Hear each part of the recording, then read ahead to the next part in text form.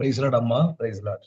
ஆமென். Praise Lord. வாருங்கள் pastor, வந்து உங்களோட செய்தியை பகிர்ந்து கொள்ளுங்க. Amen, amen. Praise Lord. ஆண்டுடைய நாமம் மகிமைப்படட்பாக. இந்த சங்கமம் வானொலியில இணைந்திருக்கிற உங்கள் யாவருக்காகவும் கர்த்தராகிய இயேசுவின் நாமத்தில் இந்த காலை வேளையில் வாழ்த்துகிறேன். கர்த்தர் நல்லவர். நம்ம தேவனுடைய வார்த்தையை கேட்டிருக்கும்போது ஒரு சில ஜெபம் செய்யலாம். தகப்பனே, எங்களை நேசிக்கும் அருமை பரலோக பிதாவே, நாங்கள் உயர்த்துகிறோம். இந்த காலை வேளையிலும் பரிசுத்த ஆவியானுடைய ஆண்டவரே தெய்வீக கரத்துக்குள் எங்களை ஒப்பு கொடுக்கிறோம். கர்த்தாவே, எங்களோடு கூட நீ பேசும்படி எங்கள் உள்ளத்தை திறந்து தாழ்த்துகிறோம். உங்களுடைய ஆவியானவர் எங்களோடு சந்தோஷமாய் பேச ஆண்டவரே ஊழியம் செய்ய எங்களை கொடுக்கிறோம். இயேசு கிறிஸ்துவின் நாமத்தில் ஜெபிக்கிறோம் நல்ல பிதாவே, ஆமென், ஆமென். மீண்டும் ஒரு விசை உங்கள் யாவரையும் கர்த்தராகிய இயேசுவின் நாமத்தில் வாழ்த்துகிறேன். கவனிங்கள், வேத வசனத்தை நாம் தியானிக்கும்படி லூக்கா சுவிசேஷம் 15ஆம் அதிகாரம் அதனுடைய 28, 29 நான் வாசிக்கிறேன். அப்பொழுது அவன் கோபம் அடைந்து உள்ளே போக மனதில்லாதிருந்தான். தகப்பனோ வெளியே வந்து அவனை வருந்தி அழைத்தான். அவன் தகப்பனுக்கு பிரதியுத்தரமாக, இதோ இத்தனை வருஷ காலமாய் நான் உமக்கு ஊழியம் செய்து ஒரு காலம் உம்முடைய கற்பனை மீறாதிருந்தும் என் சிநேகிதரோட நான் சந்தோஷமா இருக்கும்படி நீ ஒரு காலம் எனக்கு ஒரு ஆட்டுக்குட்டியாவது கொடுக்கவில்லை. கவுனிங்க, இந்த லூக்கா 15ஆம் அதிகாரத்துல ஒரு விசேஷித்தமான ஒரு ஓமை, நாம் எல்லாரும் அறிந்த ஒரு ஓமை. ஒரு தகப்பனுக்கு 2 குமாரர் இருக்கிறார்கள். அதுல இளையவன் வந்து தன் தகப்பனிடத்துல தன் ஆஸ்தியை எனக்கு தர வேண்டும் என்று சொன்ன போது, தகப்பனோ மிகுந்த உண்மை உள்ளவர். ஏனென்றால் இளையகுமாரன் ஆஸ்தியை பங்கிட்டு கேட்கிறான். ஆனா ஆஸ்தியை தகப்பன் 2 பேருக்குமே பங்கிட்டு கொடுக்கிறார். என்ன வேதம் சொல்லுது? 12வது வசனத்துல, அவர்களில் இளையவன் தகப்பனை நோக்கி, தகப்பனே, ஆஸ்தியில் எனக்கு வரும் பங்கு எனக்கு தர வேண்டும் என்றான். அந்தபடி அவன் அவர்களுக்கு தன் ஆஸ்தியை பங்கிட்டு கொடுத்தான். அப்படி என்றால் சொத்து என்பது 2 இளையகுமாரன் சொத்தை கேட்டிருந்தாலும் அந்த சொத்தை வந்து இளையகுமாரனுக்கும் மூத்த குமாரனுக்கும் அவர் பிரித்து கொடுத்தார் என்று வேதம் சொல்லுகிறது. அதுல இளையகுமாரன் தன்னுடைய ஆஸ்தியை எடுத்துக்கொண்டு தூரதேசத்துக்கு போயிட்டான். இப்போ கவுனிகள், மறுபடியும் இளையகுமாரன் வர்றான். அப்படி வந்த உடனே வீட்டுல பயங்கரமான ஆட்டம் பாட்டம் சந்தோஷம் கொண்டாட்டம் நடக்கிறது. அப்ப மூத்த குமாரன் அதை கேள்விப்படுறான். தன்னுடைய வீட்டுல வேலை பார்க்கிற வேலைக்காரன் கேட்கிறான், என்ன வீட்டுல பயங்கர சந்தோஷம் உண்டாது, உம்முடைய சகோதரன் வந்திருக்கிறார் என்று சொல்லி அவனுக்கு தெரிவிக்கப்படுகிறது. இப்போ அந்த மூத்த குமாரன் வர்றார். வந்த உடனே அப்பா சொல்றாரு, வா, நம்ம தம்பி வந்துட்டான், அவன் மரித்தான், இப்ப உயிர்ப்பித்துட்டான், அவன் காணாம போனா, இப்ப வந்துட்டான் அப்படின்னு சொல்லி பேசி நம்ம சந்தோஷப்படணும்னு சொல்லும் போது, இங்க கவுனிங்க, அதாவது அப்பா கூப்பிடுறார். அப்பனா என்ன அர்த்தம்னா, அப்பா என்பது இங்க வேதம் நம்ம காண்பிக்கிறபடி தேவனுடைய சமூகம், அவருடைய பிரசன்னம். இப்ப இளையகுமாரன் பாவத்துல கிடந்தவன், மோசமா தூரத்துல இருந்தவன், இப்ப வீட்டுக்குள்ள வந்துட்டான், அப்பா கூட வந்துட்டான். மூத்த குமாரன் அப்பா கூடயே இருந்தான். ஆனா இப்போ இவன் வீட்டுக்குள்ள வர மனதில்லாது இருந்தான். அந்த வார்த்தை போட்டிருக்கு, தகப்பனோ வெளியே வந்து அவனை வருந்தி அழைத்தான். தகப்பனோ அதாவது வீட்டை விட்டு வெளியே வந்து வருந்தி அழைத்தான். ஆனா இவனோ உள்ளே போக மனதில்லாது இருந்தான்னு வேதம் சொல்லுது. எனக்கு அருமையானவர்களே, இந்த காலையில் ஆவியான உள்ளத்தில் வைத்த ஒரு வார்த்தை, இந்த உலகத்தில் நாம் எல்லாவற்றை விட, ஏன்னா மூத்தகுமாரன் சொல்றாரு, அதாவது என் சிநேகிதரோட நான் சந்தோஷமா இருக்கும்படி எனக்கு ஒரு காலம் நீர் ஒரு ஆட்டுக்குட்டியை கொடுக்கவில்லையே.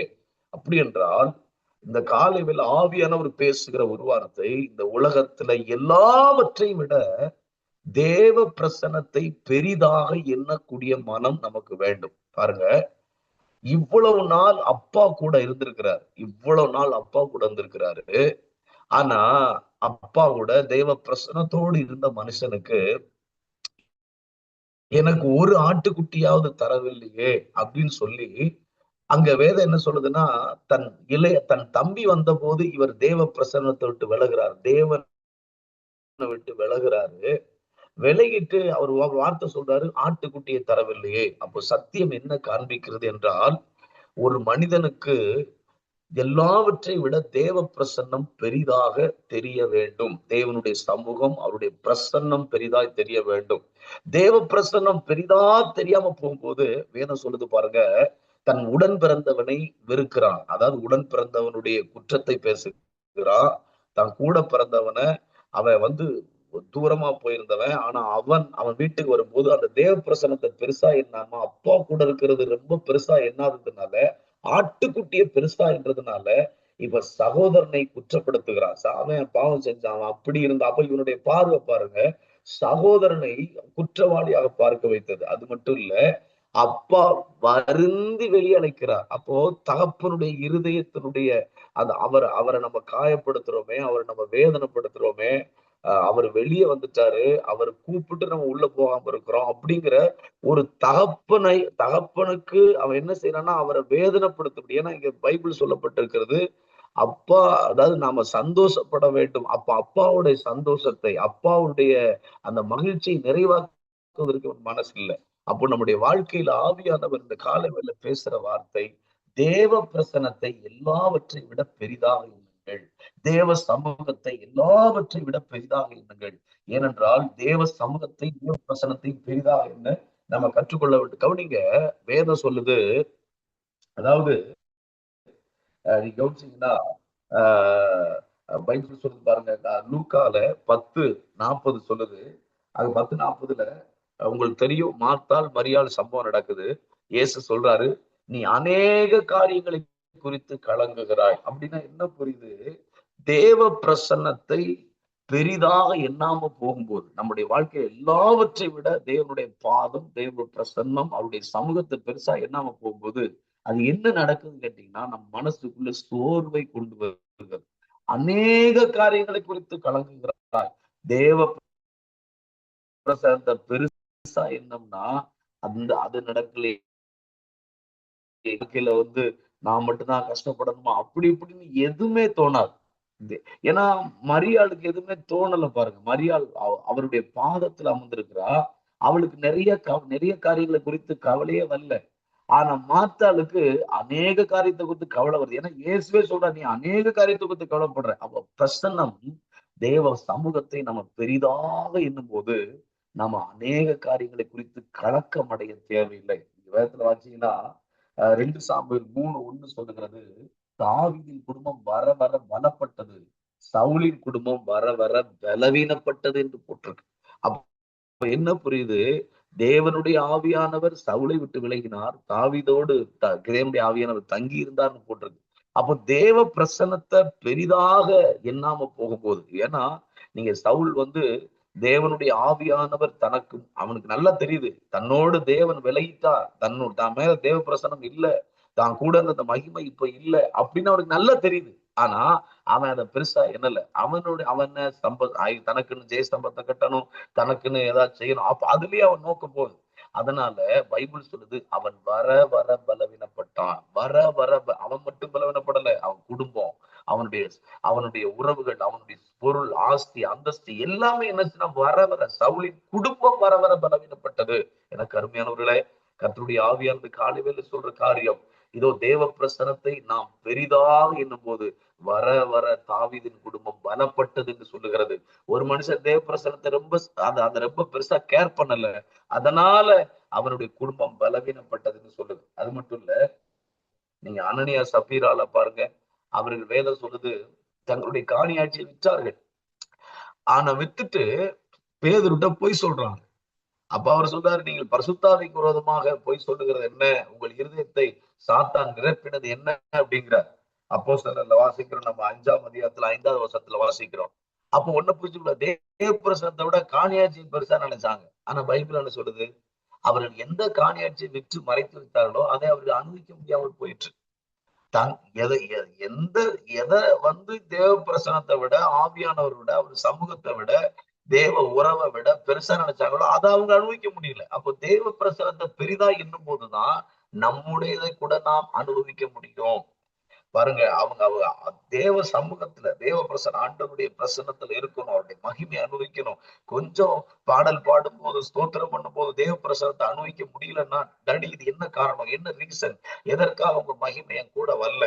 ஆண்டவரே, நாங்கள் நாங்கள் நாங்கள் நாங்கள் தகப்பனே, இந்த காலை வேளையில நாங்க ஜெபிக்கிறோம், ஸ்தோத்திரம் பண்றோம், இல்லைன்னா வேதம் வாசிக்கிறோம், ஆண்டவரை ஊழியம் செய்யறோம், இல்ல காலை வேளையில இந்த நாளை தொடங்குகிறோம். அப்படி தொடங்கும் போது அவருடைய பிரசனத்தை நான் அனுபவிக்கணும். இப்படி பிரசனம் இல்லாத ஒரு வாழ்க்கையில வரக்கூடாது, அந்த நேரங்கள் எனக்கு வரக்கூடாது என்கிற ஒரு ஏக்கம் இருக்கும்போதுதான் நம்ம அந்த நாளை அனுபவிக்கிறோம், அந்த நேரத்தை அனுபவிக்கிறோம், நம்ம சாப்பாட்டை நம்ம என்ன செய்யணும் அனுபவிக்கிறோம், நம்ம கொடுக்கப்பட்ட அந்த சொத்துக்களை ஆஸ்திகளை அனுபவிக்கிறோம். தேவ பிரசன்னத்தை அதிகமாக எண்ணுகிறவனே தன்னுடையதை தான் அனுபவிக்க முடியும். ஏன்னா ரொம்ப முக்கியம். அனுபவிக்க முடியும்னா அதை அனுபவிக்கிறதா என்ன, வெறும் சாப்பிடுறது மட்டும் இல்லை. நான் சாப்பிடும் போது அதை நான் ருசித்து அதை அனுபவிக்கும் போது அது என் உள்ள என்ன சொன்னா, இந்த கர்த்தர் தந்திருக்கிறார் என்கிற நிறைவோடு கூட அந்த தேவ பிரசனம் தான் எனக்கு குணத்தை அனுபவிக்க வைக்குது. அப்ப பாருங்களேன், அது மட்டும் இல்ல, நீங்க பாருங்க, இதே மூத்தகுமாரன் வீட்டுல பெரிய கொண்டாட்டம் நடக்குது, பெரிய மகிழ்ச்சி, கிடாரி அடிக்கப்படுகிறது, கொளுத்த கன்று அடிக்கப்பட்டு பயங்கரமான சந்தோஷம், வீட்டுல இருக்க வேலைக்காரனு கூட பயங்கர ஹாப்பினஸ் அன்னைக்கு. ஆனா மூத்த குமாரனுக்கோ அந்த சந்தோஷம் கிடைக்கவில்லை. தேவ பிரசன்னத்தை தேவ பிரசன்னத்தை விட ஆட்டுக்குட்டியை பெருசா நினைக்கிறார். என் சிநேகிதரோடு நான் ஹாப்பியா ஜாலியா இருக்கணும், அதுக்கு எனக்கு எனக்கு வேணும் அப்படின்னு கேட்கிறார். நல்லா புரிந்து கொள்ளுங்க. அப்போ வீட்டுல நடக்கிற சந்தோஷம், மகிழ்ச்சி, அந்த தேவ பிரசனத்தினால் வருகிற ஆனந்தம் மூத்தகுமாருக்கு கிடைக்காம போயிட்டு. நீங்க வேதத்துல வாசிங்கன்னா, ஆஹ் நீங்க பாருங்க, யாத்திரா 33:15 மோசே சொல்றாரு, உம்முடைய சமூகம் என்னோடு வராமல் போனால் எங்களை இவ்விடத்திலிருந்து அனுப்ப வேண்டாம். அப்ப என்ன புரியுது? அப்போ தேவ பிரசனத்தை பெரிதா எண்ணுகிறவனுக்கு கானான் கூட ரொம்ப சிறுசாதான் தெரியுது. பாலும் தேனும் ஓடுகிறது கானான். அங்க பெரிய பெரிய வீடுகள், எத்தனையோ தோட்டங்கள், திராட்சை குலைகள், 430 வருஷம் பட்ட பாடுகளுக்கான பலனே அங்கதான் இருக்குது. ஆனா அதை விட எதை மோச பெருசா என்றார் பாருங்க, உம்முடைய சமூகம், உம்முடைய பிரசன்னம். அப்போ கானான் தேசத்தையே வேண்டாம் என்று சொல்ற அளவுக்கு ஒரு மனுஷனுக்கு தேவ பிரசனம் ரொம்ப பெரிதாக தெரிகிறது. நீங்க கவனிச்சு பாத்தீங்கன்னா, சங்கீதம் 42:6 உங்களுக்கு தெரியும். அதாவது தாவீதுடைய வாழ்க்கையில சங்கீதம் 51 இருக்கட்டும், சங்கீதம் 42 இருக்கட்டும், இதுல பாத்தீங்கன்னா தாவீது பாவத்துல விழுந்து கிடக்கிற ஒரு மனுஷன். ஆனா அந்த பாவத்துல விழுந்து கிடக்கிற ஒரு மனுஷன் இப்போ அவர் சொல்றாரு, பரிசுத்த என்னிடத்துல எடுத்து கொள்ளாமல் இரும். இங்க சங்கீதம் 51 சொல்றாரு. இங்க சங்கீதம் 42:6 எல்லாவற்றையும் விட தேவ பிரசன்னம், தன் பதவியை காட்டிலும், தனக்கு இருக்கிற சொத்து பத்துகளை காட்டிலும், தனக்கு இருக்க குடும்பம் எல்லாவற்றை காட்டிலும், ஆண்டவரே என் ஆத்துமா ஆண்டவரை உண்மையில் வாஞ்சியா இருக்கிறது, மானானது நீரோடைய பார்த்து வாஞ்சிக்கிறது போல என் ஆத்துமா உண்மை வாஞ்சிக்கிறது. அப்போ எர்மோன் மலைகள், இந்த சிறு மலைகளுக்கு உண்மை நான் நோக்கி கூப்பிடுறேன். அப்ப என்ன விளங்குது? ஆவியானவர் என்ன கற்றுக் கொடுக்கிறாருன்னா, இன்னைக்கு தேவ பிரசன்னத்தை பெரிதாய் பார்க்கக்கூடிய கண்கள், தேவ பிரசன்னத்தை பெரிதாய் பார்க்கக்கூடிய உணர்வுகள், தேவ பிரசனத்தை பெரிதாய் பார்க்கக்கூடிய அளவுக்கு நம்முடைய நினைவுகள் கட்டப்பட வேண்டும். அதற்கு அந்த பாதையில நம்ம பயணிக்க வேண்டும் என்று பரிசுத்த ஆவியானவர் அந்த காலவேளை கற்றுக் கொடுக்கிறார். என்ன கேட்டீங்கன்னா, நான் எல்லா இடத்துல சொல்லுவேன், பாருங்க, தேவ பிரசனத்தை ரொம்ப பெரிதாக எண்ணினவள் யார் தெரியுமா? ரூத். ஏன்னா பெத்லகேமுக்கு வர்றாங்க. பெத்லகேம் இப்போ மோவாப் தேசத்திலிருந்து புறப்பட்டு வர்ற ஒர்பால், ரூத், நகோமி 3 பேர் புறப்பட்டு வர்றாங்க. தேவ பிரசன்னம் பெத்லகேம்ல இருக்கு. பெத்லகேம் தான் தேவனுடைய அப்பத்தின் வீடு. அப்போ அதுதான் தேவ மகிமை நிறைந்த இடம். ஓர்வாளுக்கு பாருங்க, தேவ பிரசனத்தை பெருசா எண்ணல. அவ வாழ்ந்தாளா, இருந்தாளா, பிள்ளைகளை பெற்றெடுத்தாளா, ஒன்றுமே தெரியாது. ஆனா தேவ பிரசனத்தை ரொம்ப பெரிதா எண்ணின ரூத் சரித்திரம் படைத்தாலுமே தான் சொல்லுது. தேவனுடைய சமூகத்தை எதிர்பார்த்த ரூத் சரித்திரம் படைத்தா. அவள் அவள் ஒரு புருஷனுக்கு வாழ்க்கைப்பட்டாள், ஒரு பிள்ளையை பெற்றெடுத்தாள். வேதம் சொல்லுகிறபடி இதோ தன் கணவனை இழந்தவள், தன்னுடைய வாழ்க்கையில் இனி அவ்வளவுதான் அப்படின்னு சொல்லிட்டு இருந்த நிலைமையில இருக்கிறவளுக்கு, உம்முடைய தேவன் என்னுடைய தேவன், உம்முடைய ஜனம் என்னுடைய ஜனம், நீர் மரிக்கும் இடத்தில் நான் மரணம் அடைவேன், எங்க நீர் அடக்கம் பண்ணப்படும் அங்கே நான் அடக்கம் பண்ணப்படும். அப்ப தேவ சமூகத்தை அதிகமா எண்ணினவள். அவளுக்கு அவள் கால் மிதித்த இடம் தற்செயலாய் போவாசுடைய இடமா இருந்தது.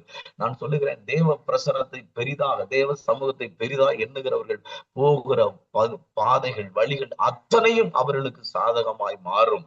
அவர்கள் வாழ்க்கை கட்டப்படும். அவர்கள் எல்லாவற்றையும் இழந்திருந்தேன் என்று சொன்னாலும் அவர்கள் ஒன்றையும் இழக்காதபடி மறுபடியும் அதை பெற்றுக்கொள்வார் என்று வேதம் சொல்லுகிறார். நீங்க கவனிச்சு பாத்தீங்கன்னா, அதாவது எனக்கு என்ன ஆச்சரியம்னா, ஆதியாம் புஸ்தகத்துல 22:9 சொல்லுகிறது, தேவ பிரசனத்திற்காக தன் மகனையே இழக்க துணிந்தான். யாரு? ஆபிரகாம். தேவ சமூகம். ஏன்னா அவருடைய வார்த்தைக்காக பலிபீடத்துல கொண்டு போய் வைக்கிறான். ஒருவேளை இவன் பலிபீடத்துல வைக்காம போயிருந்தானா தேவ சமூகம் அவனுக்கு மறுபடியும் தொடர்ந்து இருக்காது. தேவனுடைய வார்த்தை கிடைச்சிருக்காது. தேவனுடைய பிரசனத்துல வாழ்ந்திருக்க மாட்டான். பைபிள் என்ன சொல்லுது? தேவ பிரசனத்தை தன் மகனை விட பெருசா நினைச்சான் பாருங்க. அவனுக்கு தான் பரலோகம் உதவி செய்தது. எப்படி? தன் கண்களை ஏறெடுத்து பார்த்த போது இதோ முட்புதல்ல சிக்கின்ற ஒரு ஆட்டை கண்டுபிடித்தான். அப்ப என்ன விளங்குது? இதோ அங்க அந்த மலையில அந்த உச்சியில ஒரு மனிதன் ஆட்டை கொன்றதுக்கு வாய்ப்பு இல்லை. அப்ப பரலோகம் உதவி செய்ய தொடங்கிற்று.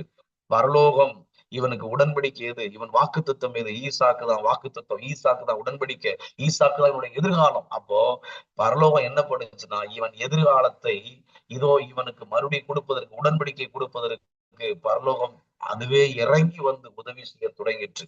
பரலோகத்தினுடைய பணிகள் நீங்க நல்லா கவனிச்சு பாருங்க. இயேசு கிறிஸ்து 40 நாள் சோதிக்கப்படுறார். இதுல சாத்தானால சோதிக்கப்படும் போது 40 நாள் முடிஞ்ச உடனே பசி உண்டாரு. அப்போ சாத்தான் சொல்றான், இந்த கல்லுகளை அப்பங்களாய் மாற்று. ஏசு சொல்றார், இதோ அப்ப தேவனுடைய வாயிலிருந்து புறப்படுகிற ஒவ்வொரு வார்த்தையினாலும் மனுஷன் பிழைப்பான். ஒருவேளை ஆண்டவர் அந்த இடத்துல கல்ல புசிச்சிருந்தாருன்னா ஆதாம் மாதிரி ஏதேன் தோட்டத்தை இழந்த மாதிரி தேவ பிரசனத்தை தேவன் இயேசு இழந்திருப்பார். அப்போ என்ன புரியுதுன்னா, இப்படி தேவ பிரசனத்தை தன் பசியை விட, தன் சாப்பாட்டை விட தேவ பிரசனம் தான் ரொம்ப பெருசுன்னு இயேசு நினைக்கிறார். பேதுரு கூட பாருங்க, அவருக்கு ரொம்ப பசி எடுக்குது. ஆனா அப்பதான் மேல் வீட்டுல போய் ஜெபிக்கிறார். சாப்பாட்டை விட தேவ பிரசனம் பெருசு, அவர் சமூகம் பெருசுன்னு நினைக்கிறார். அதனாலதான் அவருக்கு துப்பட்டியிலிருந்து இறங்கி ஒரு தரிசனம் கிடைச்சது. பிரஜாதிகளுக்கு ஊழியம் செய்யக்கூடிய தரிசனம் கிடைச்சது. அப்போ பிரசன்னத்தை, தேவ சமூகத்தை பெரிதா எண்ணுகிறவர்களுக்கு தேவன் தரிசனம் கொடுக்கிறார். இயேசு கிறிஸ்துவுக்கு பரலோகத்திலிருந்து இறங்கி வந்த தேவதூதர்கள் பணிவிடை செய்கிறார்கள். எனக்கு அருமையானவர்களே, இந்த காலை வேளையில உன்னதமான தரிசனங்களை பெற்றுக் கொள்வதற்கு, தேவனுடைய திட்டங்களை பெற்றுக் கொள்வதற்கு கர்த்தருடைய ஆவியானவர் நம்மை அழைக்கிறார். அப்படிப்பட்ட ஒரு எல்லைக்கு நம்ம வருவதற்கு தேவ பிரசனத்தை அதிகமா, அவருடைய பிரசனத்தின் மேல் வாஞ்சையா யார் இருக்கிறார்களோ அவர்களுக்கு தேவன் தரிசனம் கொடுக்கிறார். பரலோகத்தினுடைய உதவிகள் கிடைக்கிறது. அவர்கள் ரூத்த மாறி அவர்கள் நிற்கிற இடம், போகிற இடம் அவர்களுக்கு சாதகமாய் மாறுகிறது. அவர்கள் வாழ்க்கை கட்டப்படுது. இழந்த நிலைமையில எல்லாவற்றையும் பெற்றுக்கொள்ளுகிறவர்களாக மாறுகிறார்கள். இப்போ என்னுடைய கேள்வி என்ன தெரியுமா? தேவ பிரசனத்தை குறித்து நாம் அதிகமா எண்ண வேண்டும் என்றால், அவருடைய பிரசன்னம், அவருடைய அந்த மகிமை என் கூடயே இருக்கணும். அதை நான் எப்பவுமே அனுபவிக்கணும். எப்பவுமே அதை எல்லாவற்றை விட ரொம்ப பெருசா பார்க்கணும். அப்படிங்கிற அளவுக்கு நம்ம உணர்வுகள், சிந்தனைகள் மாற வேண்டும் என்றால் நம்முடைய வாழ்க்கையில எது முக்கியம்? அதுக்கு ஒரு 3 காரியத்தை மட்டும் நான் சொல்லி உங்களுக்காக நான் ஜெபிக்கிறேன். அடுத்த நல்லவர் கவனிங்க. அதாவது வேதம் சொல்லுது, லூக்கா 15:30 வாசிக்கும் போது பாருங்க, வேசிகளிடத்தில் உம்முடைய ஆஸ்தியை அழித்து போட்ட உம்முடைய குமாரனாகி இவன் வந்த உடனே கொளுத்த கன்றை இவனுக்காக அடிப்பித்தீரே என்றான். பாருங்க, இளைய குமாரன் பாவம் செஞ்சிட்டார். அவர் திரும்ப வர்றார். திரும்ப வந்தா மூத்த குமாரன் சொல்றாரு, இவன் வேசியிட்ட பணத்தை செலவழிச்சவன், இவன் குடிச்சவன், இவன் வெறிச்சவன், இவன் உம்மை விட்டு தூரம் போனவன். ஆனா இவனுக்காக கண்டுகுட்டி அடிக்கிறீரே. அப்ப என்ன புரியுது? இளைய குமாரனுக்கு நான் நல்லவன், நான் ரொம்ப பரிசுத்தவான், நான் ரொம்ப கரெக்டா இருந்தேன், நீ எனக்கு உனக்கு கண்ணுக்குட்டி அடிக்கல, எனக்கு எது செய்யல. அப்போ ஒன்றை புரிந்து கொள்ளுங்க, நம்முடைய வாழ்க்கையில தேவ பிரசனத்தை விட நான் வேற ஒன்றை பெருசா நினைக்கிறதுக்கு என்ன காரணம் அப்படின்னு கேட்டீங்கன்னா, நான் ரொம்ப நல்லவன், நான் ரொம்ப உத்தமன், நான் ரொம்ப சரியா இருக்கிறேன். நம்முடைய வாழ்க்கையில நம்ம சரியாக இருந்தாலும், நான் அவரோடு இவ்வளவு நாள் இருந்ததுனாலதான் நான் சரியா இருந்தேன் என்று ஒத்துக்கொள்ள வேண்டும். ஏழை மூத்த குமாரன் அப்பா கூட இருந்து, ஒருவேளை இவனும் தூரமா போயிருந்தானா, ஒருவேளை இவனும் அப்பா கூட இல்லாம இருந்தான்னா கண்டிப்பாக பணத்தை வேற ஒரு பக்கம் செலவழிச்சிருக்கலாம், தன் வாழ்க்கை நேரத்தை வேற ஒரு பக்கம் செலவழிச்சிருக்கலாம். இன்னைக்கு எது முக்கியம்? நான் அவரோடு இருந்ததினால் அவர்தான் என்னை சரியாய் வைத்திருக்கிறார். அவருடைய அந்த உறவு தான் என்னை சரியாய் காத்து கொண்டு வருகிறது. நான் ஜெபிப்பதனால அவருடைய சமூகம் என்னை காத்து கொள்ளுகிறது. அதாவது நான் அல்ல, அவரே என்னை சுத்தமாய் காத்து கொள்ளுகிறார். நீங்க அதனாலதான் நீங்க நல்ல கவனிச்சு பாத்தீங்கன்னா யோசுவா 3:5 நான் எல்லா இறக்கத்தோடு சொல்லுவேன், இன்று உங்களை பரிசுத்தம் பண்ணி கொள்ளுங்கள், கர்த்தர் நாளை உங்களுக்கு அற்புதம் செய்வார். அப்ப என்ன அர்த்தம் புரியுது? இன்று உங்களை பரிசுத்தம் பண்ணி கொள்ளுங்கள் அப்படின்னா நல்லா புரிந்து கொள்ளுங்க. இந்த உலகத்துல ஒரு மனுஷன் தன்னைத்தான் பரிசுத்தம் பண்ண முடியாது. வாய்ப்பே கிடையாது. தன்னைத்தான் பரிசுத்தம் பண்ண இந்த உலகத்துல வாய்ப்பே இல்லை. உலகத்துல சொல்லுவாங்க நாங்க ரொம்ப சுத்தமா இருக்கிறோம். அவர்கள் மனித நினைவினுடைய சுத்தம் பரலோகத்தினால் ஏற்றுக்கொள்ளப்பட முடியாது. மனித நினைவுகளுடைய நான் நான் நான் ரொம்ப ரொம்ப சரியா இருக்கிறேங்கிற எண்ணம் பரலோகத்துக்கு ஒத்து வராது. பரலோகத்தின் பரிசுத்தமே வேற. அப்போ அப்ப என்ன புரியுது? தன்னைத்தான் பரிசுத்தம் பண்ணி கொள்ள முடியாது. தன்னுடைய பரிசுத்தை ஒரு மனுஷன் காத்துக் கொள்ள முடியாது. தன்னுடைய பரிசுத்தத்துல தொடர்ந்து ஒரு மனுஷன் நிலைத்திருக்க முடியாது. அப்ப என்ன புரியுதுன்னா, நான் எல்லாருக்கும் சொல்லுவேன், நம்ம தேவனோடு இணைக்கப்பட்டா மட்டும்தான் நாம பரிசுத்தமா இருக்க முடியும். தேவனோடு சேர்ந்திருந்தால் மட்டும் அதான் அவர் சொல்றாரு, உங்களை பரிசுத்தம் பண்ணிக்கொள்ளுங்கன்னு என்ன அர்த்தம்னா, நீங்க உங்க கர்த்தரோடு இணைந்து கொள்ளுங்க. அவரோடு சேர்றதுக்கு கொஞ்சம் முயற்சி எடுங்க. கர்த்தரை தேடுங்கள், கர்த்தரோடு சேருங்கள். அப்ப நம்ம கர்த்தரோடு இணைக்கப்படும் பொழுதுதான் அந்த பரிசுத்தம் வருகிறது. கர்த்தரோடு இணைக்கப்படும் பொழுதுதான் அந்த சுத்தமான வாழ்க்கை வருது. அப்ப நம்ம என்ன நம்பணும்னு கேட்டீங்கன்னா, என்னை அவரே சுத்தமாய் வைத்திருக்கிறார். நீங்க நல்லா பாருங்களேன். எனக்கு என்ன எனக்கு என்னன்னா, ஒரு பரிசேயன் தேவனுடைய ஆலயத்துக்கு போகிறான். ஒரு ஆயக்காரனும் தேவனுடைய ஆலயத்துக்கு போகிறான். பரிசேயன் சொல்றான், நான் தசமா கொடுக்குறேன், நான் காணி கொடுக்குறேன், நான் ஆலயத்துல வார வாரம் வர்றேன், உபவாசம் பண்றேன்றான். அவன் தன்னுடைய காணிக்கை, தன்னுடைய நான் நல்லா நடக்கிறேன், நான் சரியா இருக்கிறேங்கிறத பெருசா பேசுறான். ஆனா இதெல்லாம் உங்களுடைய கிருபையினாலதான் நடந்தது, இதெல்லாம் உங்களுடைய இறக்கத்தினாலதான் நடந்தது அப்படின்னு நினைக்காம அந்த ஆயக்காரனை விட நான் கரெக்டா இருக்கேன் அப்படிங்கிறான். ஆனா ஆயக்காரன் அவன் பாவியாகிய மனுஷன் தான். அவன் சொல்றான், பாவியாகி என் மேல் கிருபையா இரும் அப்படிங்கிறான். அப்ப என்ன அர்த்தம் புரியுதுன்னா, நான் பாவியாக கிடந்த வாழ்க்கையில ஒரு மோசமா இருந்தேன். ஆனா அந்த நேரத்துல கூட நீர் என்ன கொல்லல, அந்த நேரத்துல கூட என்ன அழிக்கல, அந்த நேரத்துல கூட என் மேல இறக்கமா வச்சிருக்கிறீர்கள். அந்த இறக்கத்தினாலதான் நான் மறுபடியும் இடத்துல வந்திருக்கிறேன், மறுபடியும் உங்களுடைய சமூகத்துக்கு வந்திருக்கிறேன். ஆண்டவரே, இந்த நேரத்துல கூட நான் நம்புறேன், நான் இதுவரைக்கும் வாழ்ந்தது உங்களுடைய கிருபைதான். ஆனா இப்பவும் சொல்றேன், உங்க சமூகத்துல என்ன ஏற்றுக்கொள்ளுங்க, உங்க கிருபைய பாருங்க. பாவியா என் மேல கிருபையா இருங்க சாமி, உங்க கிருபை எனக்கு கொடுங்க அப்படின்றான். தன்னை தான் தாழ்த்துகிறவன் தேவ பிரசனத்தை பெரிதாக எண்ணுவான். தன்னை தான் தாழ்த்துகிறவன் ரொம்ப இம்பார்ட்டன்ட், ரொம்ப ரொம்ப முக்கியம் தெரியுமா? தன்னை தான் தாழ்த்துகிறவன். அதனாலதான் வேதம் சொல்லுகிறது, தாழ்மை உள்ளவனுக்கு தேவன் கிருபை கொடுக்கிறார். நம்ம தாழ்த்திட்டோம்னா தேவ பிரசனம் நம்ம மேல வந்துடும். தாழ்மையா இருக்கிறவங்களுக்கு தேவ பிரசனம் ரொம்ப பெரிதாக தெரியும்.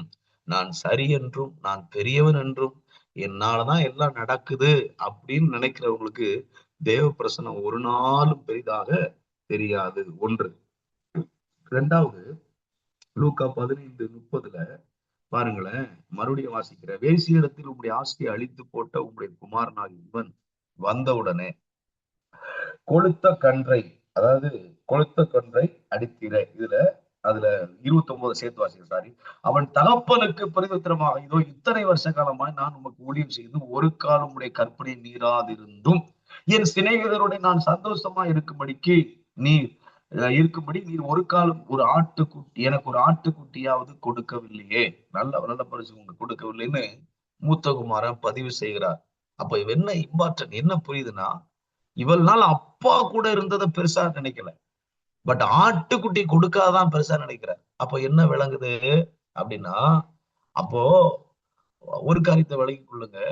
நாம அந்த ஆட்டுக்குட்டி, இந்த உலகம், இந்த சினிமா, இந்த ஜாலி, இந்த சந்தோஷம், என் சகோதரோட சந்தோஷமா இருக்கணும், இதெல்லாம் எப்ப நாம வெறுக்க கற்றுக்கொள்றோமோ அப்பதான் அப்பா கூட இருக்கிறது ரொம்ப பெருசா தெரியும். அப்ப ஆட்டுக்குட்டியை வெறுக்கல பாருங்க, சிநேகிதரோட சந்தோஷமா இருக்கிறத வெறுக்கல பாருங்க, அது உள்ளத்துல இருக்குது அவருக்கு. அதனாலதான் இப்போ அப்பாவை விட ஆட்டுக்குட்டி பெருசா தெரியுது, அப்பாவோட நண்பர்கள் பெருசா தெரியுறாங்க. அதனாலதான் பாருங்களேன், நீங்க எபிரேயர் 11, 24, 25, 26 நீங்க வாசிச்சு பாத்தீங்கன்னா மோசையை குறித்து சொல்லப்பட்டிருக்குது.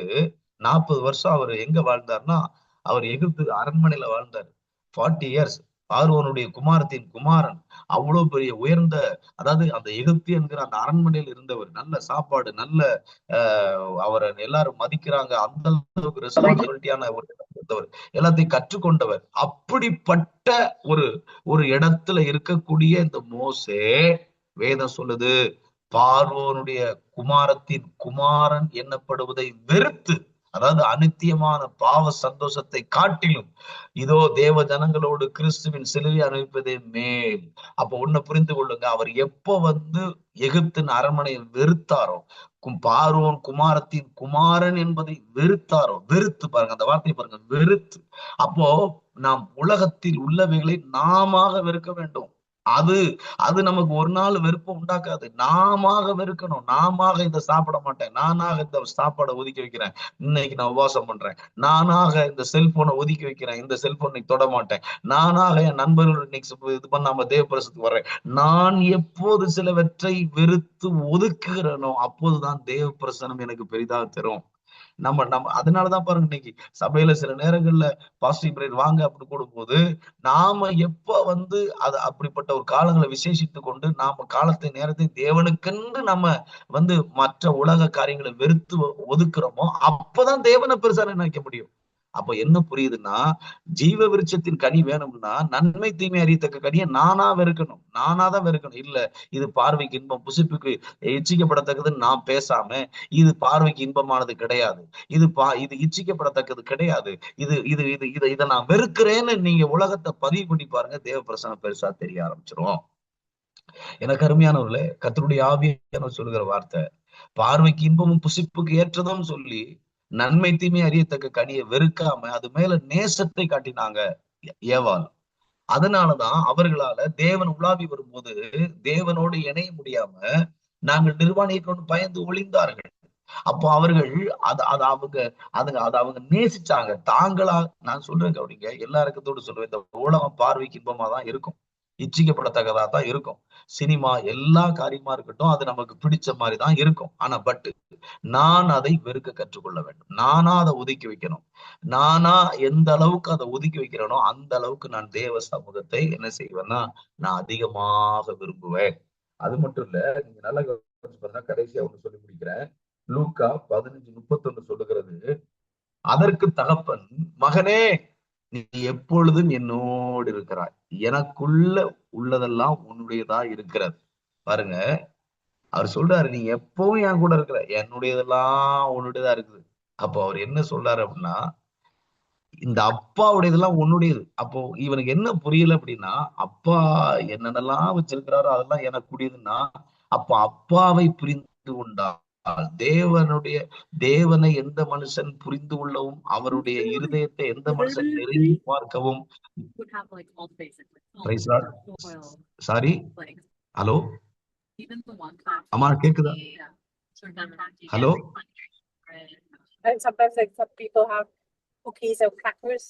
கேக்குது.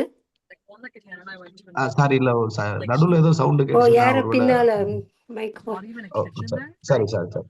அப்போ நீங்க தொடருங்க.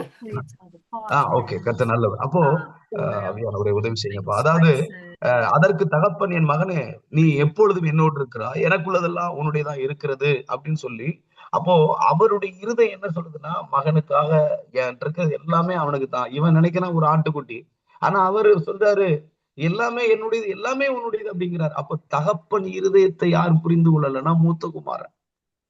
பாருங்க, இளைய குமாரனு கூட புரியுது, எங்க அப்பா வீட்டுல எத்தனையோ வேலைக்காரங்களுக்கு சாப்பாடு இருக்கு, எங்க அப்பாட்ட போனா கண்டிப்பா அவரு, அதாவது ஒரு வேலைக்காரனா கூட ஏற்றுக்கொள்ளும், அவர்கிட்ட போனா இந்த நிலைமையில கூட ஏற்றுக்கொள்வாருங்கிற ஒரு மனம் அவனுக்கு இருக்கு பாருங்க. அதனால தகப்பன் வீட்டுக்கு எழுந்து போனான்னு போட்டு, ஆனா கூடவே இருக்கிறவனுக்கு அப்பா தெரியல. இன்னைக்கு ரொம்ப முக்கியம் தான். அதனால பாருங்க, இன்னைக்கு 50 வருஷம் 60 வருஷம் 100 வருஷம் விசுவாசியா இருப்பாங்க, பரம்பரை விசுவாசியா இருப்பாங்க. ஆனா அவங்க காலம் பூரா அந்த சங்கீதத்தையும் நீதிமொழியில மட்டும் வாசிட்டு இருப்பாங்க. ஆனா இப்பதான் திடீர்னு முந்தினராய் ஒரு கூட்டம் இப்பதான் உள்ள வரும், இளையகுமார மாதிரி. அந்த இளையகுமாரமா இருக்கிறவங்க அப்பா வீட்டோட அப்பா கூடயே உட்காந்துக்கிடுவாங்க, விடவே மாட்டாங்க, அப்பா பிடிச்சுக்கிடுவாங்க. ஆனா பல வருஷமா கூட இருக்கிறவங்களுக்கு இயேசு பத்தி தெரியாது. பல வருஷமா கூட இருக்கிறவங்களுக்கு அவர் எப்படிப்பட்டவர், அவர் இப்ப ஜெபம் பண்ணாலும் அதை கேட்பாரு. அப்ப என்ன புரியுதுன்னா, அப்போ இம்பார்ட்டன்ட் நம்ம அவர் கூட இருக்கிறதுங்கிறத விட அவர் எப்படிப்பட்டவர்னு புரிஞ்சுக்கிடணும். இன்னைக்கு ஒரே வீட்டுல கணவர் மனைவியா கூட இருந்தாலும் கணவரை எப்படின்னு புரிஞ்சுக்கிடாத வர கணவரை பற்றிய மேன்மை தெரியாது. மனைவி எப்படிப்பட்டவங்கிறத புரிஞ்சுக்கிடாத வர மனைவி பற்றிய மேன்மை தெரியாது. தாய் தகப்பன் எப்படிப்பட்டவங்கிறத புரிஞ்சுக்கிடாத வர பிள்ளைகளுக்கு தாய் தகப்பன் மேன்மை புரியாது. இன்னைக்கு நிறைய பேருக்கு என்ன விஷயம்னா, நான் கூட இருக்கிறேங்கிறத விட நான் அவரை புரிஞ்சு கொள்றேன், அவரை அறிந்து கொள்றேன், அவரை எந்த அளவு. அதனாலதான் பாருங்களேன், அப்போஸ்தலனாகிய பவுல் சொல்லுவாரு, அவருடைய அன்பின் அகலம் ஆழம் நீளம் உயரம் இதை இன்னதென்று பரிசுத்தவான்களோடு சேர்ந்து இன்னதென்று அறிந்து கொள்ள வல்லவர்களாய் மாற வேண்டும். அப்போ தேவனை பவுல் அறிஞ்சு கொண்டார். அவர் எப்படிப்பட்டவர் அறிஞ்சு கொண்டார். அதனாலதான் அவர் சொல்றாரு, நான் கிறிஸ்துவை அறிகிற அறிவின் மேன்மைக்காக லாபமான அனைத்தையும் நஷ்டம் என்று கருதுகிறேன். அப்போ அவரை எந்த அளவுக்கு நம்ம அறிந்து கொள்றோமோ, விளங்கி கொள்றோமோ, புரிந்து கொள்றோமோ, அந்த அளவுக்கு தான் நாம என்ன பண்ண முடியும்னா, கிறிஸ்துவை, அவருடைய சமூகத்தை, அவருடைய பிரசன்னத்தை பெரிதாக எண்ண முடியும். எனக்கு அருமையானவர்களே, ஆவியானவர் இந்த காலை வேளையில பேசுகிற ஒரு வார்த்தை, தேவ பிரசன்னத்தை பெரிதாக எண்ணுங்கள். தேவ பிரசன்னத்தை பெரிதாக, எல்லாவற்றை விட சிறந்ததாக, அவருடைய பாதம், அவருடைய பிரசன்னம், அவருடைய மகிமை, அதை ரொம்ப பெருசாக என்னன்னா, முதல்ல நான் நல்லவன், நான் ரொம்ப கரெக்டா இருக்கிறேங்கிற எண்ணத்தை தாண்டி அவர் என்னை சரியாய் வைத்திருக்கிறார் என்று தாழ்த்த பழகினார். அவரால் தான் நான் பரிசுத்தமா இருக்கிறேன், அவருடைய இரக்கத்தினால்தான் இன்னைக்கு நான் சுகமா இருக்கிறேன், நீதியா இருக்கிறேன், ஆலயத்துக்கு வர்றேங்கிற எண்ணம் நமக்கு இருக்க வேண்டும். தன்னைத்தான் தாழ்த்துகிறவன் தேவ பிரசன்னத்தை பெரிதாக எண்ணுகிறான். இரண்டாவது, இதோ உலகத்தை தானாக வெறுக்கிறவன். ஃபர்ஸ்ட் தன்னைத்தான் தாழ்த்துகிறவன். இரண்டாவது, உலகத்தை தானாக வெறுக்க வேண்டும். உலகம் ஒரு நாளும் உங்களுக்கு வெறுப்பை ஏற்படுத்தாது. அது ஒவ்வொரு நாளும் விருப்பத்தை தான் ஏற்படுத்தும். அது வெறுப்பை ஏற்படுத்தாது. தானாக வெறுக்க வேண்டும். மூன்றாவது, தகப்பனை புரிந்து கொள்ள வேண்டும். தகப்பனோடு இணைந்து நடந்து அவரை எந்த அளவுக்கு நம்ம புரிந்து கொள்றோமோ அந்த அளவுக்கு, ஆட்டுக்குட்டியை விட அப்பா பெருசு, என் சிநேகிதனோடு ஜாலியா இருக்கிறத விட எங்க அப்பா கூட இருக்கிறது பெருசுன்னு என்ன செய்ய முடியும்? புரிந்து கொள்ள முடியும். நான் எல்லா ரகத்தோடு சொல்லுவேன், பாருங்க, அப்பா எப்போதும் என்னோடு இருக்கிறாய். அப்ப என்ன புரியுது? எப்போதும் என்னோடு இருக்கிறாய், நீ என் கூடயே தான் இருக்கிற, என் கூடயே தான் இருக்கிற. அப்போ நம்ம அப்பா கூடவே இருக்கிறோம். ஆனா அப்பாவுடைய இருதயம் நமக்கு புரிந்து கொள்ளாமல் போய்விடக்கூடாது. நான் ஆலயத்துக்கு போறேன், நான் பாஸ்டிங் பிரேயர் போறேன், நான் அதிகாலை ஜெபம் பண்றேங்கிறத விட, நல்ல விஷயம், எல்லாம் பண்ணணும், இப்படி பண்ணாதான் அவர் புரிஞ்சுக்கிட முடியும். ஆனா மெயின் நோக்கமே அவரை புரிந்து கொள்வதற்காகத்தான், அவரை அறிந்து கொள்வதற்காக தான் நான் இதை செய்யறேங்கிற எண்ணம் எனக்குள்ள இருக்கணும். நான் ஆலயத்துக்கு போறது ஏதோ என் தேவைக்காக இல்லை, நான் அப்பாவை புரிஞ்சு கொள்றதுக்கு, இந்த உலகத்துல நான் அவர் அறிந்து கொள்றதுக்கு. ஏன்னா ஆதி தகப்பன் நம்முடைய ஆதாம், அவர் அப்பா விட்டு வந்துட்டாரு. அதுக்கு பிறகு யாருக்குமே தேவன் யாருன்னு தெரியல. இப்ப மெயின் என்ன விஷயம் அப்படின்னா, கிறிஸ்துவை நம்ம கற்றுக்கொள்வதற்கு, கிறிஸ்துவை கவனித்து பார்க்க தான் சபைக்கு வரோம். நாம் அறிக்கை பண்ணுகிற அப்போஸ்தலர், நம்முடைய பிரதான ஆசாரி இயேசு கிறிஸ்துவை கவனித்து பாருங்கள்னு பவுல் எழுதுறாரு. அப்ப நம்ம அவரை கவனித்து, அவர் எப்படிப்பட்டவர், அவருடைய இருதயம் என்ன, அவர் எதற்காக என்னை அழைத்தார், அவருடைய இருதயம் என்னை குறித்து என்ன நினைக்கிறது, இதுலயே நம்ம கவனமா இருக்கும் போது, அதனாலதான் நீங்க பாருங்க, நீங்கள் அமர்ந்திருந்து நானே தேவன் அறிந்து கொள்ளுங்கள். அப்ப என்ன புரியுது? அமர்ந்திருக்கிற அனுபவம் இல்லாவிடில் அறிந்து கொள்ளுகிற அனுபவம் இருக்காது. எந்த அளவுக்கு நாம் அவரிடத்தில் அமர்ந்திருக்கிறோமோ அந்த அளவுக்கு தான் நாம் அறிந்து கொள்ள முடியும். அப்போ ஆண்டவர் சொல்லுகிற வார்த்தை 3 காரியம்: தன்னைத்தான் தாழ்த்த வேண்டும், இரண்டாவது இதோ நாம உலகத்தை வெறுக்க வேண்டும், மூன்றாவது நம் அப்பாவை புரிந்து கொள்வதற்கு அவரோடு அமர்ந்து அவரை அறிந்து கொள்ள வேண்டும் என்கிற நோக்கத்தோடு அமர்ந்திருக்க வேண்டும். நம்ம எல்லாரும் ஜெபிக்கலாம். தகப்பனே, எங்களை நேசிக்கும் அருமை பரலோக பிதாவே, சர்வ வல்லமையுள்ள கர்த்தாவே, நாங்கள் உயர்த்துகிறோம். தேவ சமூகத்தை பெரிதாய், எல்லாவற்றை விட சிறந்ததாய் பார்க்கக்கூடிய அந்த ஆண்டவரே சப்பா, அந்த உள்ளான எண்ணங்களை எங்களுக்கு தாங்க சுவாமி. ஆண்டவரே, இந்த காலை வேளையில உடைய சமூகத்தில் வேண்டுகிறோம், நாங்க வர வர பலப்படணும். ஆண்டவரே, ரூத்துக்கு சகலமும் வாய்த்தது. ஆண்டவரே அப்பா, வேதம் சொல்லுதுப்பா, அவள் கால் மிதித்திடம் தற்செயலாய் போவாஸ் உடையபார்ந்தது. அவள் எதிர்பார்த்து போல, ஆனா அத்தனையும் அவளுக்கு நீங்க எதிர்பார்க்காமலே கொடுத்தீங்க. ஆண்டவரே, அந்த தேவ பிரசன்னத்தின் மேல் அதிக கவனம் வைத்ததுனால் இதெல்லாம் அவளுக்கு கிடைத்தது. எங்களுக்கு உதவி செய்யுங்க. கேட்ட வார்த்தையின்படி தன்னைத்தான் தாழ்த்த, நாங்களாகவே உலகத்தை வெறுக்க, ஆண்டவர் அப்பாவை புரிந்து கொள்ளுகிற நோக்கம் எங்களுக்கு உண்டாக, இந்த காரியத்தின் வழியாக நாங்கள் செல்லும் பொழுது தேவபிரசத்தை பெரிதாக பார்க்க முடியும் என்ற இந்த வார்த்தைக்கு நாங்கள் கீழ்ப்படி எங்களுக்கு உதவி செய்யுங்க. ஆண்டவரே, இந்த சங்கம வானொலியில் இணைந்திருக்கிற அத்தனை பேரையும் உடைய அடியான் ஆசீர்வதிக்கிறேன். பிதாவே, தேவ பிரசனம் பெரிதா என்ன உதவி செய்யும். அவர்கள் வர வர பலப்படட்டும், அவர்கள் ஆசீர்வதிக்கப்படட்டும். உமக்கே மகிமை உண்டாகட்டும். இயேசு இரட்சகர் நாமத்தில் ஜெபிக்கிறோம் பிதாவே, ஆமென். தேங்க்யூ. ஆமென், ஆமென், ஆமென். அருமையான செய்தி, என்னை தொட்டுச்சு. ஆமென். அவருடைய பிரசன்னம், அவருடைய சமூகத்தை நாங்க நோக்கி பார்க்கணும். ஆமென். அவரிலே அமர்ந்திருக்கணும். ஆமென். அவரில் அமர்ந்தா தான் தாழ்மை வரும். அவருக்குள்ள நாங்க அமர்ந்திருக்காவிட்டால் நாங்க உலகத்துக்கு ஏற்றவர்களாக மாறி விடுவோம். ஆமென். அருமையான செய்தியை பகிர்ந்து கொடுத்தீங்கள் பாஸ்டர். உங்களை கர்த்தர் மென்மேலும் ஆசீர்வதிப்பாக. கர்த்தருடைய நாமத்தை உயர்த்திய உங்களையும் குடும்பத்தையும் ஆசீர்வதிக்கிறோம். வானொலி குடும்ப சார்பாக வாழ்த்துறோம், ஆசீர்வதிக்கிறோம். God bless you, Pastor. நன்றி, நன்றி. ஆமென்.